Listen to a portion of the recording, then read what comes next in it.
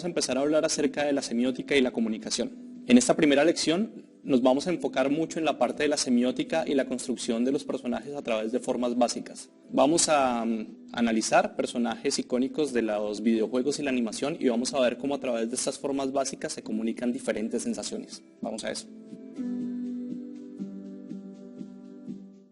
Para comenzar a hablar de diseño de personajes, es importante tener en claro el concepto de semiótica. Percibimos el mundo que nos rodea a través de nuestros sentidos. Imágenes, sonidos, olores, sabores y sensaciones son inmediatamente transformados por nuestro cerebro en símbolos, que si los combinamos de una manera adecuada, le damos forma a nuevos conceptos. Así pues, en esta imagen podemos ver una serie de elementos que por sí solos comunican una funcionalidad. Tenemos un mouse, un teclado, una CPU y una pantalla.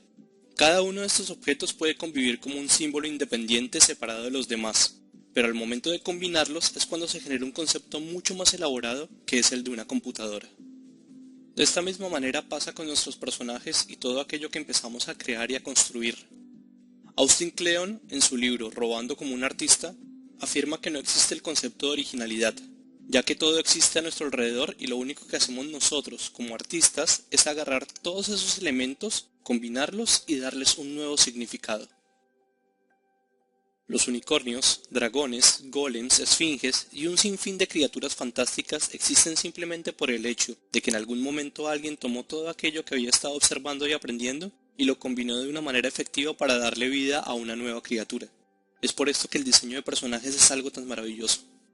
Hay una frase que se le atribuye a Pablo Picasso que dice: los grandes artistas copian, los genios roban. Esto hace alusión a que todos somos potenciales ladrones de ideas. Copiar algo tal cual lo percibimos en nuestra realidad es un ejercicio de aprendizaje, pero lo que realmente nos va a hacer resaltar y destacar es la manera en la que combinamos aquello que aprendimos hasta darle una nueva forma. De alguna manera somos como alguna especie de dioses de nuestros propios mundos internos, y por lo tanto debemos actuar con responsabilidad. Jugando un poco con esta premisa, aquí tenemos un segundo ejemplo. En la imagen que estamos viendo tenemos un personaje básico en blanco, que así, tal y como está representado, no nos dice mucho. Pero si a este personaje le agregamos un elemento extra, como en este caso es el sombrero de una bruja, inmediatamente se comienza a crear en nuestro cerebro un millón de posibilidades y caminos a seguir. Entre más elementos agreguemos, más específicos vamos a ser al momento de comunicar la idea. Nuevos elementos dan nuevos significados. En esta otra imagen vemos cómo estos elementos pueden transformar a nuestros personajes en un chef o una boxeadora. Incluso íconos de nuestra cultura popular ya nos llenan de muchísima información con tan solamente darles una mirada. Personajes icónicos como Sailor Moon son la unión de objetos con una fuerte carga de significado cultural que fueron combinados efectivamente para dar un aspecto único que se queda grabado en nuestra memoria. Todo esto que venimos contando nos lleva al siguiente punto, donde es necesario empezar a hablar sobre la psicología de las formas. En el mundo del diseño de personajes tenemos tres formas geométricas básicas que se van a transformar en nuestras mejores amigas al momento de empezar a darle forma a nuestras creaciones.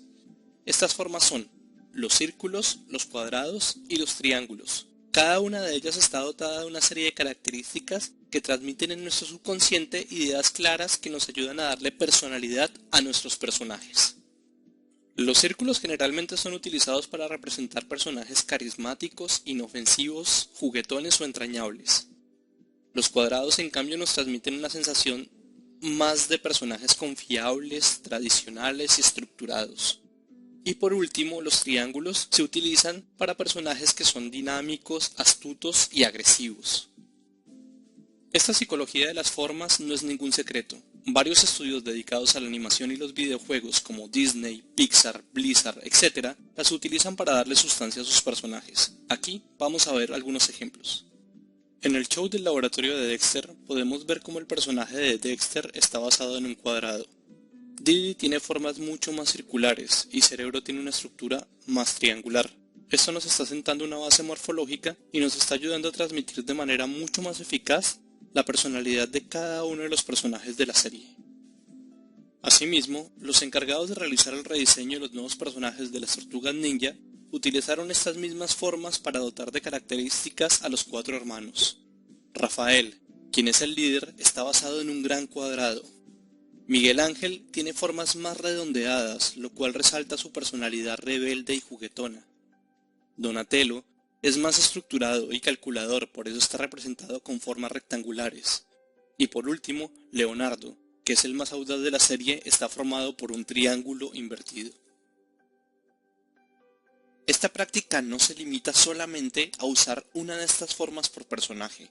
También se pueden combinar para así resaltar ciertos rasgos característicos, como es el caso de Sonic, que es un personaje amigable pero al mismo tiempo ágil y dinámico. Y por esta razón es importante tener en claro el concepto de la semiótica, ya que ésta nos va a dar las herramientas adecuadas al momento de crear nuestros personajes y dotarlos de aquellas características que consideremos más llamativas para resaltar en ellos.